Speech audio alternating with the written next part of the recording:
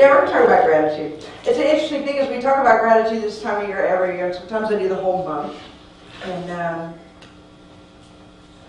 it's not really a challenge, but I try to, emphasize something different, focus something a little bit different.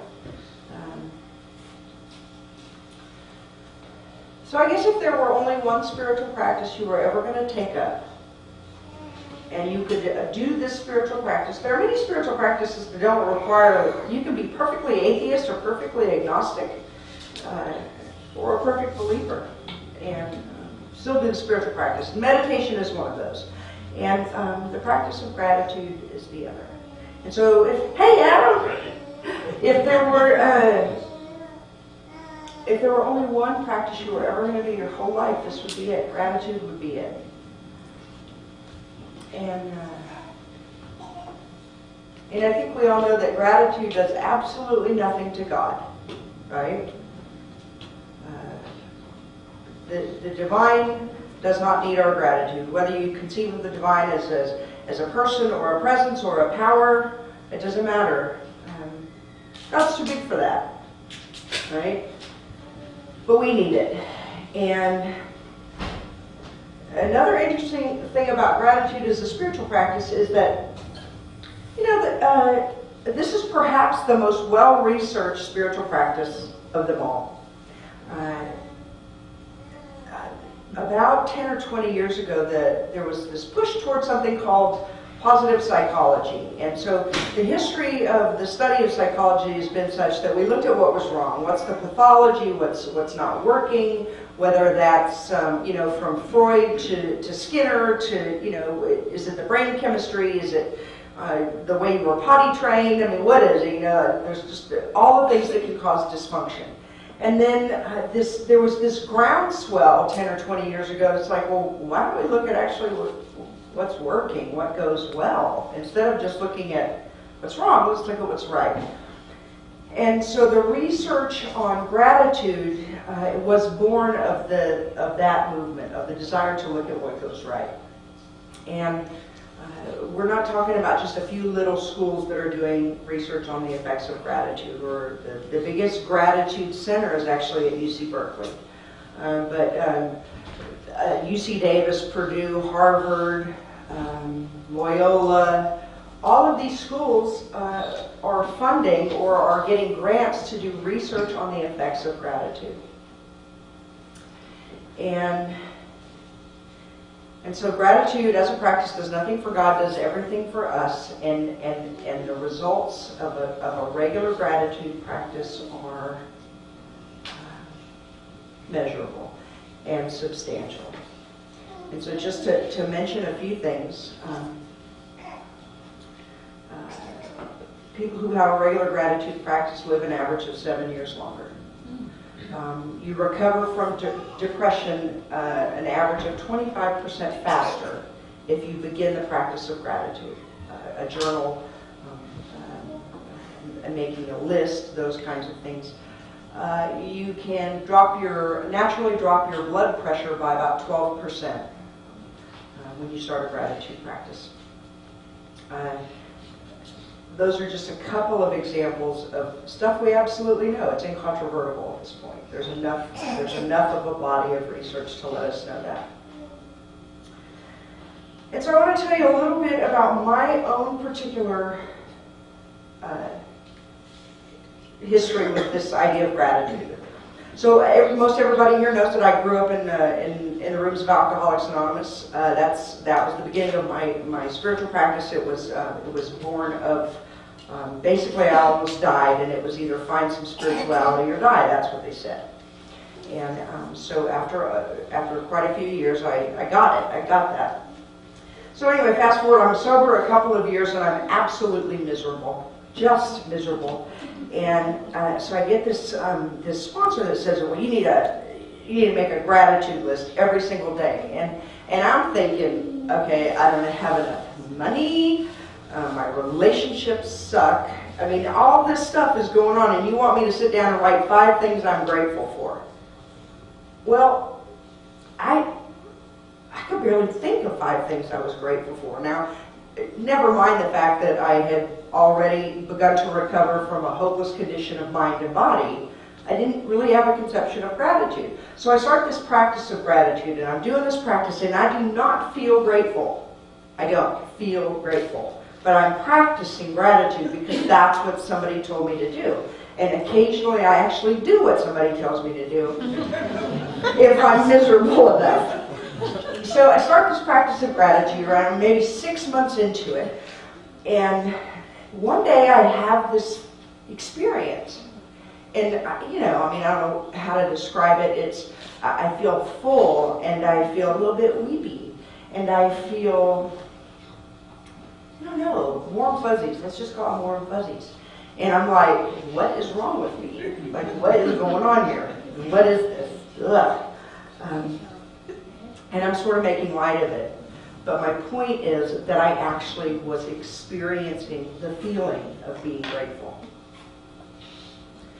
So it was the practice of gratitude, just doing it because it was the thing to do, because I knew that I should, led to the experience of this full-heartedness, I guess is the best way to describe it. It was goodwill, just being filled with goodness. And that, I discovered, was actually what gratitude felt like. And so what I learned from that, and what the research also shows, is that the way to cultivate the embodied experience of gratitude is to practice it. Just go through the motions. Or, what's another way to say that? Fake it till you make it. Just do it. I would like to read y'all this. So this is a reading that I personally modified from a guy by the name of Jonathan Sacks, who was at one point the chief rabbi of Great Britain. And I kind of personalized it to me, but I just thought it was so full.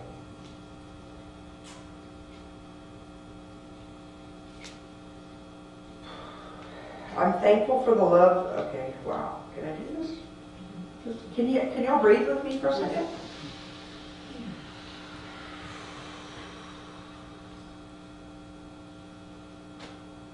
I'm thankful for the love that has filled our home. It hasn't always been easy, and we've had our share of pain. But through it all, we discovered the love that comes from vulnerability, allowing us to share in the miracle of intimacy and the strength it gives birth to. I'm thankful for the blessing of my daughter. I don't know why it is that I was so surprised by Joy, but in her company, my frequent thought is that I didn't know life could be this good. I'm thankful for an abusive childhood and health challenges and the loss of those I've loved. I am thankful for the friends who stood by me in tough times, for the mentors who believed in me more than I believed in myself, and for the teachers who encouraged me to think and question, teaching me the difference between truth and mere intellectual fancy. I am thankful for those brave enough to show me my blind spots, especially when it hurt them or me. I am thankful for those rare souls who lift me when I am laid low by the sheer injustice and greed by which some people poison their lives and the lives of others. I am thankful for the people I meet every day who light up the world with simple gestures of humanity and decency.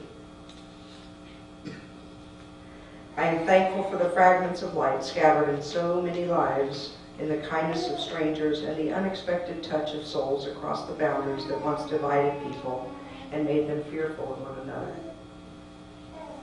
I am thankful for Marvin Gaye and Rumi's poetry and Georgia O'Keeffe's paintings.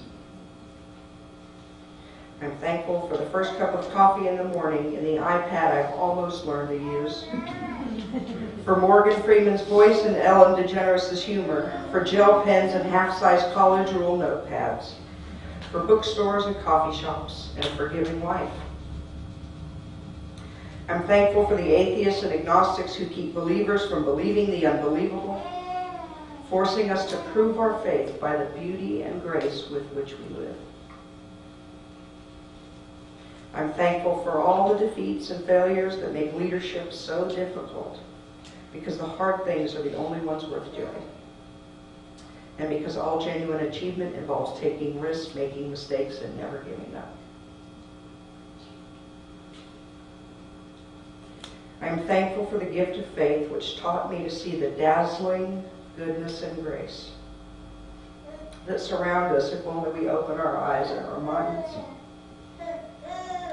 I am thankful for the understanding that faith is not certainty, but the courage to live with uncertainty, not a destination, but the journey itself. And I am thankful for thankfulness itself, for without gratitude there is no happiness, only the fleeting distraction of passing pleasures that grow ever less consequential with the passing years. Isn't that beautiful? No. So I want to use that reading to illustrate something. And that something is the 6 habits of effective gratitude. So what we're going to do is I'm going to tell you about these 6 habits fairly quickly, and then we're actually going to practice some gratitude. So 6 habits of effective gratitude. Number 1, once in a while, think about death and loss. Sounds almost counterintuitive, but it's not. As I'm cresting the hill of my 50th year, I look good though.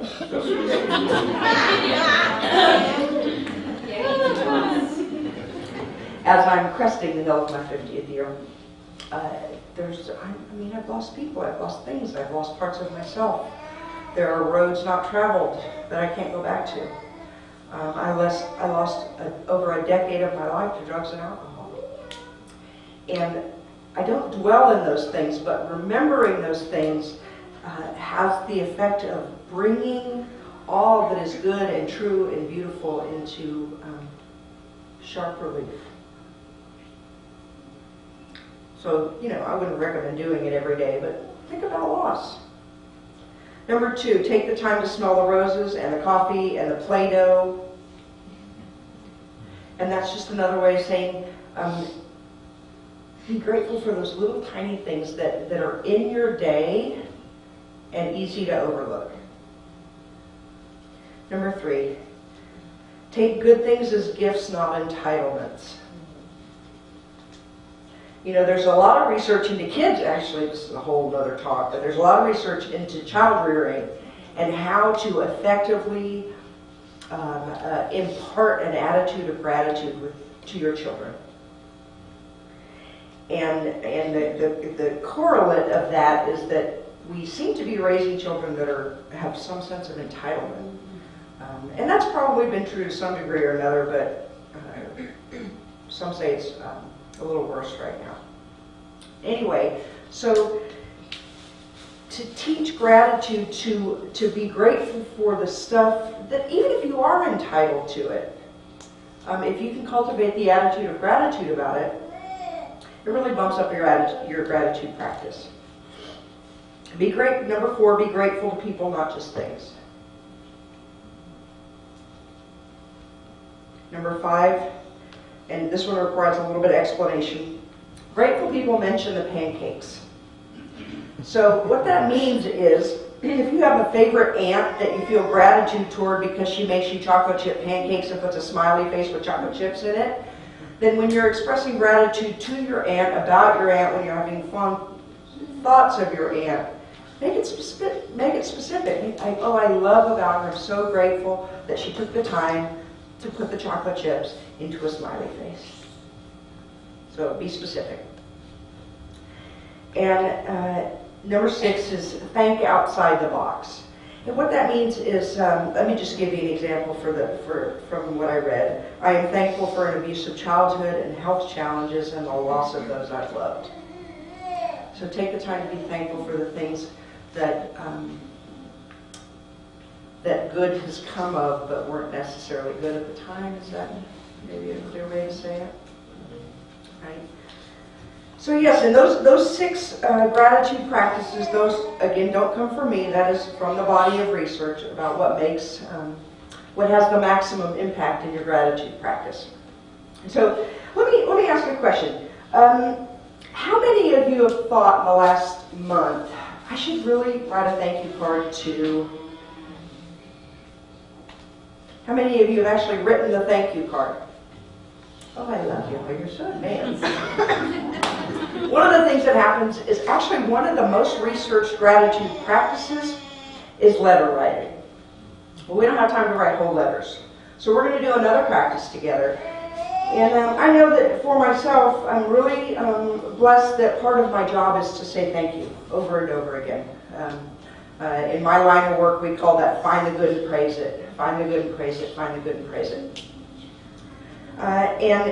But I also know what life was like before I was a minister, and what that looked like sometimes is I would think, I really need to say thank you for this. And then 6 weeks later, I'd be like, it's probably too late now. So I would think I'd have the impulse to write a thank you card, but I never made the time to do it, or didn't have the time to do it, or had a story that I didn't have the time to do it.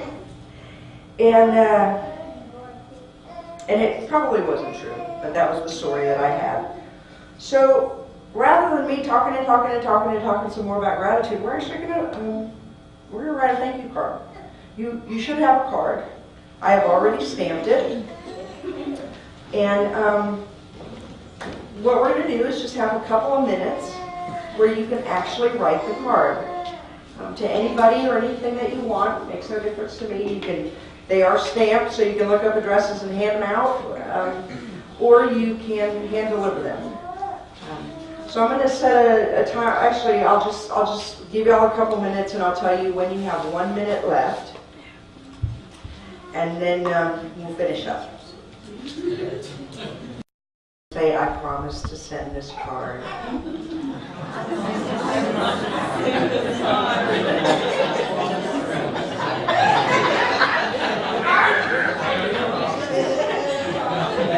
So let me give you one piece of practical advice that goes with that. I promise to send this card.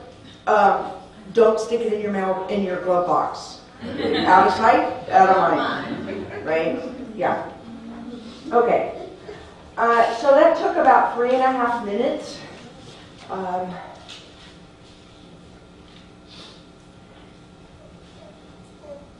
So you can change your world in 3.5 minutes a day. Or the world in 3.5 minutes a day. Yes, Judy? Well, we can also send e-cards. You can send e-cards. And there are little cards I like to send that are on my phone. It's a blue and you can send it from your phone. So that you just think of having light. Right. For those of you that are highly impulsive, such as Judy and I, and she's informing me that you can actually send cards right from your phone. And it sounds like Celia might have another idea too. It's never too late to say thank you. True. It's never too late. Even 6 weeks have gone by. Okay, look. Okay, me. Be specific. Yeah, so my point in doing this, y'all, is that because really you can change your health, you can change your relationships, you can change your state of mind in a couple of minutes a day. And you don't even have to believe in God or Spirit or anything else. I want to finish up with a line I heard, and I asked Michael, my beloved, to tell it to me like a dozen times last night, because y'all know I'm a little bit ADD central. So I hope I can remember it. And believe it or not, the line is from the new Cinderella trailer. Like there's a Cinderella movie coming out. And there's a line in the trailer, and I mean, I heard it from across the house, and I just kept going back. So here's the line. And Brad, this would be a good time for you to mosey on up here. The line is, where there is kindness, there is goodness. And where there is goodness, there is magic. Where there is kindness, there is goodness. And where there is goodness, there's magic. And for 3 minutes a day, you can prove that to yourself. Let's pray.